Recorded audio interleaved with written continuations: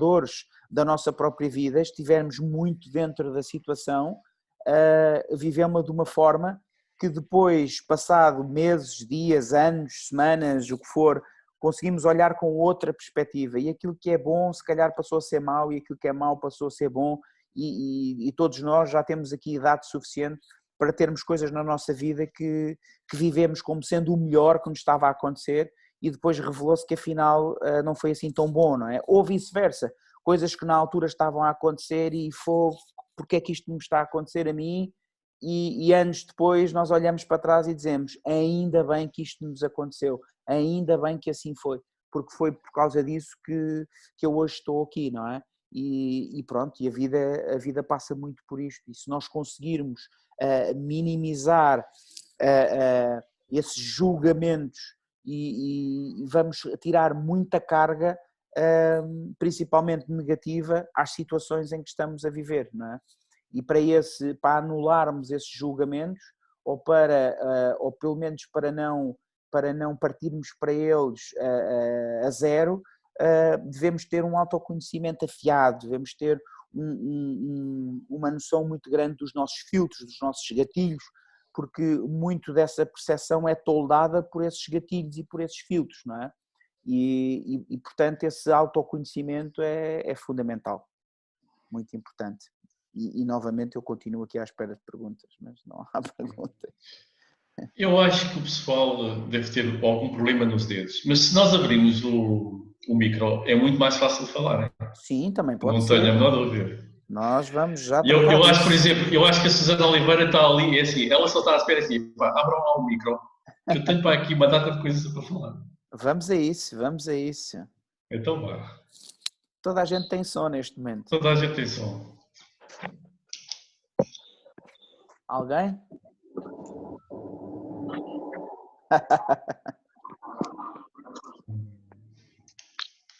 Eu coloquei uma questão Colocaste uma questão, Vera? Não está aqui? Aonde? Não me apareceu. Que estratégias práticas utilizar para ultrapassar esta crise? Apareceu agora aqui. Então, mas diz uma coisa, Vera, qual é a crise a que te estás a referir?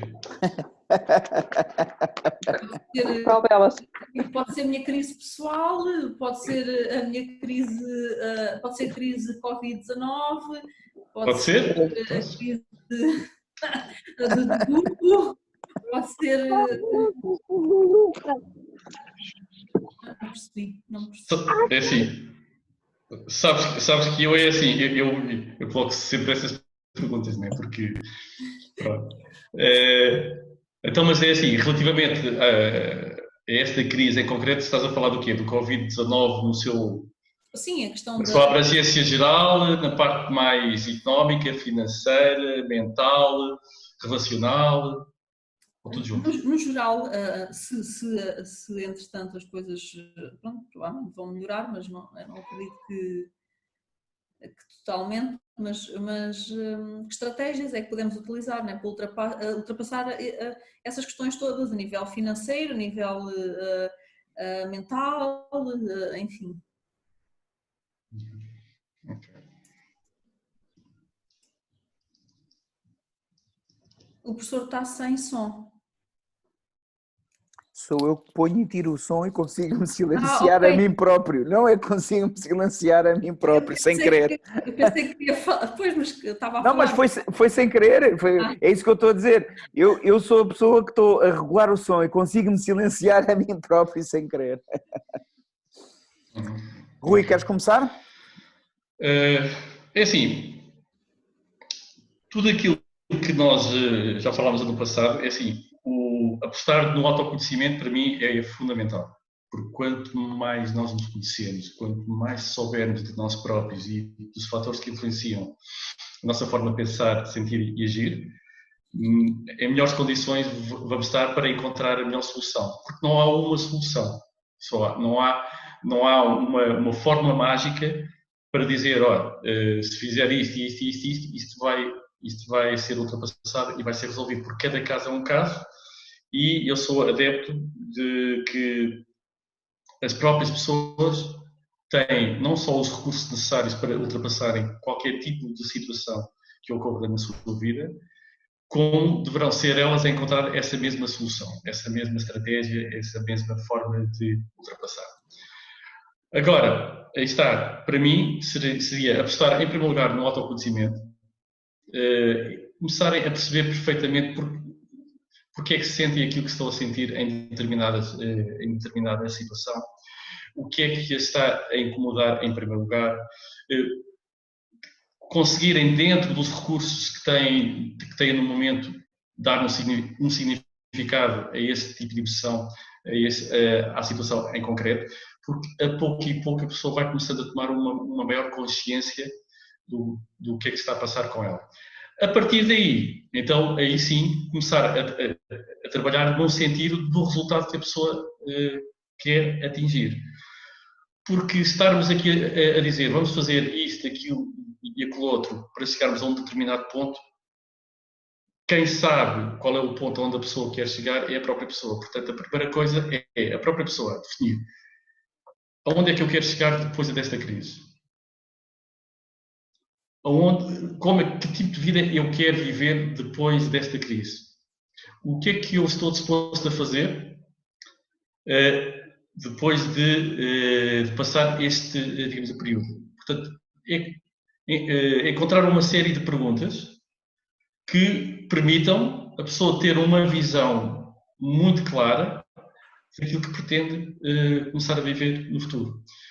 A partir daí, e mediante as respostas que der a essas mesmas digamos, perguntas, então sim, faz sentido começar a trabalhar nos recursos, nas competências e na elaboração de um plano objetivo para a implementação de uma série de ações. Portanto, de uma forma muito objetiva e prática, seria isso que eu aconselharia.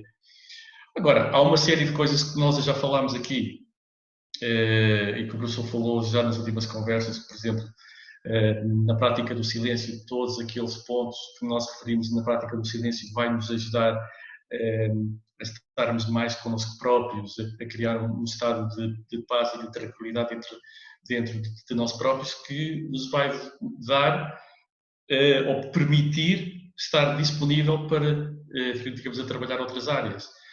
O conhecermos os nossos valores, o entendermos qual é a importância que os nossos valores têm na formação da nossa identidade, que crenças estão associadas a esses mesmos valores, se são positivas, se são negativas, se são potenciadoras, se são limitadoras.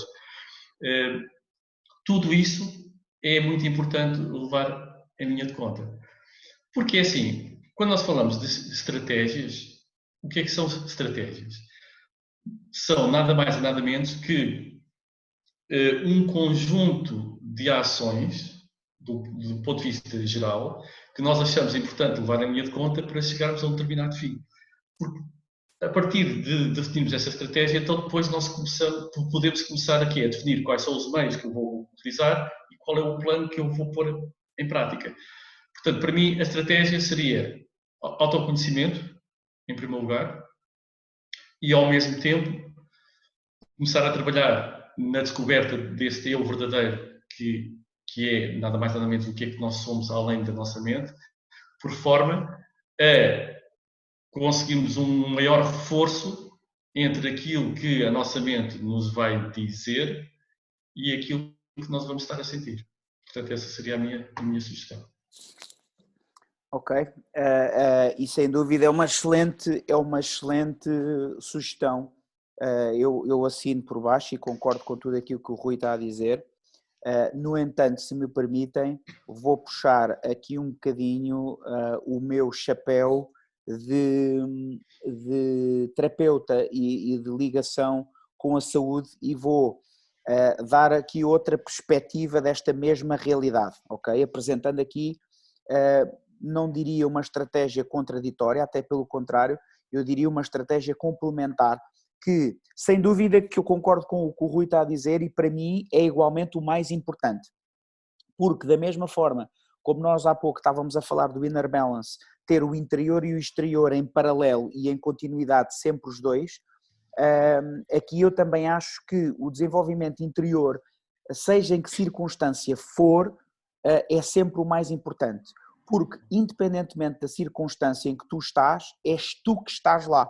E tu vais sempre lucrar por te conheceres melhor, por conheceres melhor as tuas fraquezas, por conheceres melhor as tuas capacidades, por saberes quais são os teus filtros, por saberes onde é que tu precisas trabalhar mais, de onde é que tu vens, de onde é que nascem as tuas emoções, as tuas percepções. Portanto, em que situação for que tu te encontras, tu vais sempre lucrar com um maior autoconhecimento. E sem dúvida, tudo aquilo que o Rui partilhou é um passo fundamental e eu assino por baixo. No entanto, pondo aqui um olhar clínico sobre isto, não é? E tendo em conta a minha experiência nesse campo, eu costumo dar um exemplo, que é assim, e é um exemplo, bom, façam lá um esforço para me acompanhar, tá bem? Aqui em termos de imagem e criatividade. Alguém chega ao pé de vocês e pede-vos ajuda para apagar o incêndio que está a acontecer na sua casa. E vocês olham para a pessoa e dizem assim, mas isso não é real, não existe casa. A casa é uma construção tua, é uma ilusão tua e, portanto, não existe casa. Como não existe casa, não existe fogo. És tu que estás a criar isso. Apesar disto que eu estou a dizer ser verdade, a pessoa que sente a urgência de apagar o fogo, porque tem a percepção que a casa está a arder, não vai conseguir entender. E vai olhar para mim e vai dizer assim, deixa-te essas conversas, se não me queres ajudar, não me ajudes, agora não me venhas com filosofias baratas. Nesse momento, quando a pessoa chega com o sentido de urgência de ter a casa a arder, o meu olho clínico, a minha experiência clínica diz que eu tenho que ajudar a apagar o fogo.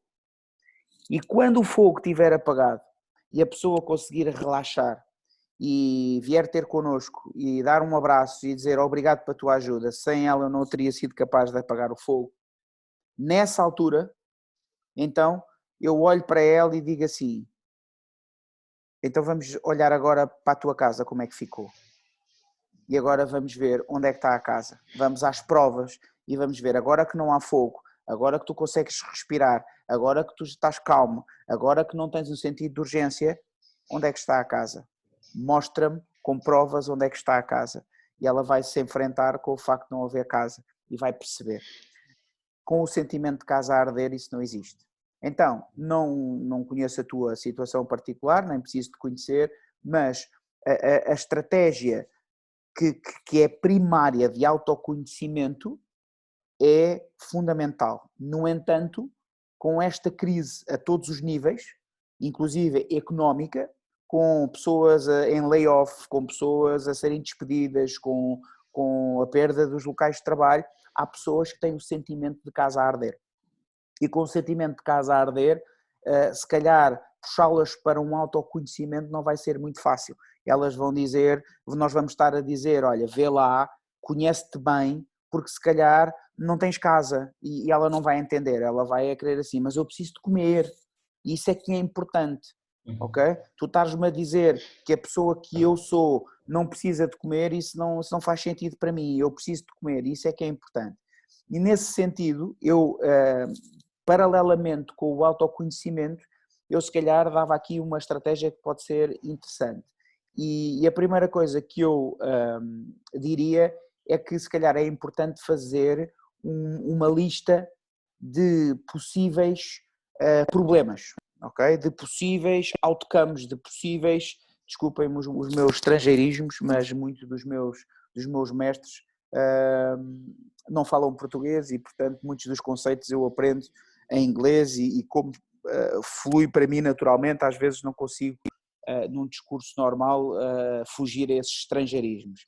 Mas muito fazer uma lista com os possíveis outcomes, com as possíveis consequências desta crise nos vários setores, seja económico, seja familiar, porque estão a acontecer crises familiares, portanto, fazer uma lista lógica, atenção, e é preciso manter os pés assentes na terra para perceber, não pintar um quadro que não seja lógico, portanto, dentro daquilo que é razoável e racional, lógico, fazer uma lista de potenciais problemas.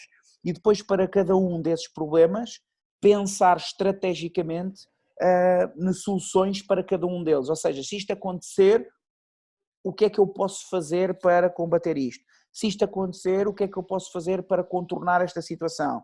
Se isto acontecer, como é que eu posso dar a volta? Quem é que eu posso pedir ajuda? Quem é que me pode ajudar nesta situação? Como é que eu posso fazer isto, não é? E logo aqui eu vou ter uma sensação diferente. Se eu fizer este trabalho bem feito, eu vou ter aqueles medos e aquelas fobias que estão na minha cabeça só, eu vou passá-las para um papel, vou torná-las reais, vou riscar aquelas que não fazem sentido, mas que enquanto eu não fizer, elas ocupam a minha cabeça, a parte de trás, o subconsciente está a funcionar e elas vão aparecer e vão ser problemas muito maiores para mim, portanto risco essas. Aquelas que se mantêm como lógicas e racionais, situações e cenários que podem vir a acontecer, então aí eu vou a tentar arranjar soluções para cada uma delas e nessa fase é importante o quê? É importante aceitar aquilo que eu não consigo mudar,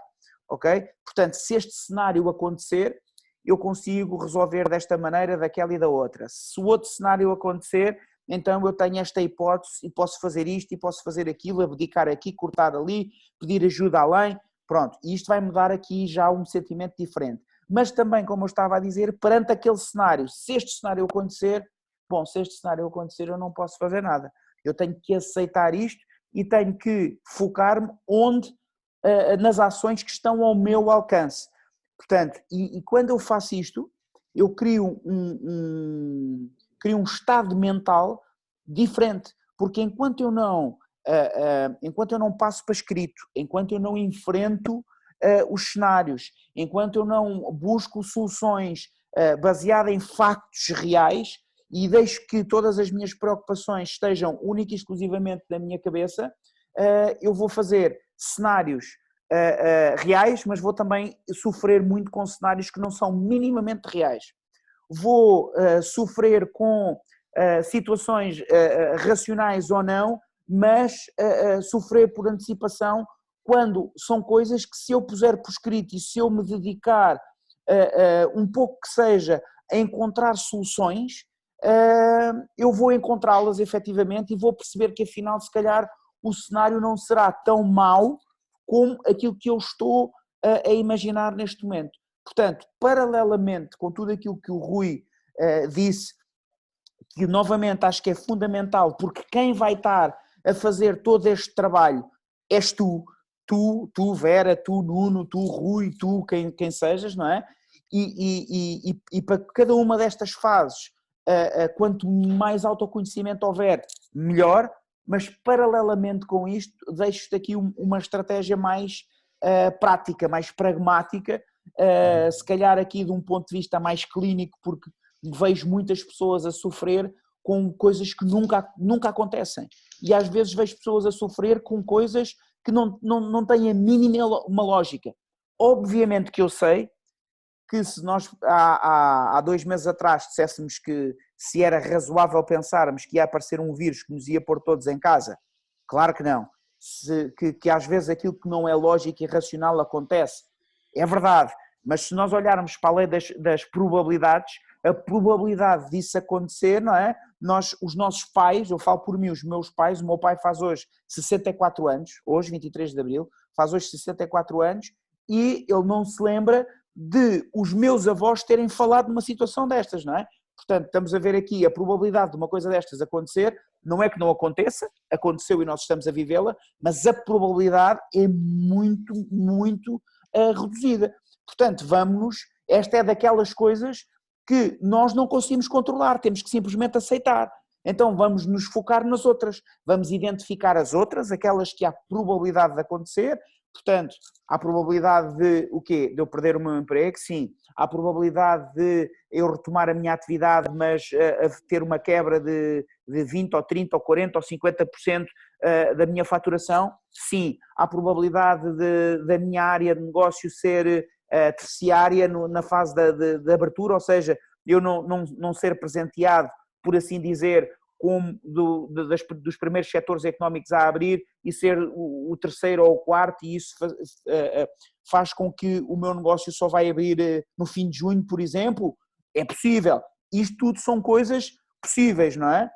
Então eu vou escrever isto tudo no papel e vou arranjar estratégias e soluções que estão ao meu alcance, que são fruto dos meus recursos e dos recursos de quem está comigo, para criar soluções dentro do possível para cada um destes cenários. E acho que isto pode fazer um impacto grande, um impacto muito grande. Não sei, Rui, o que é que achas disto? Não, eu acho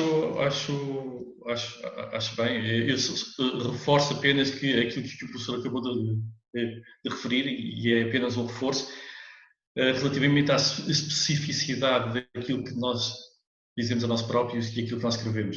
Não é?